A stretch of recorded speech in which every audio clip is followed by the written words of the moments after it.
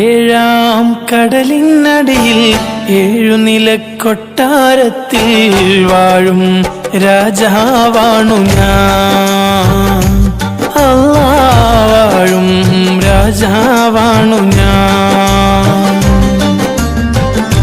70,000 അടിമകൾ പല്ലക്കിലേറ്റാനതിരുകളില്ല നേതാവാണു ഞാൻ. ഉള്ളിലെന്നും ജേതാവാണു ഞാൻ. ഏഴാം കടലിനടിയിൽ ഏഴുനിലക്കൊട്ടാരത്തിൽ വാഴും രാജാവാണു ഞാൻ. അല്ലാഹ് വാഴും രാജാവാണു ഞാൻ.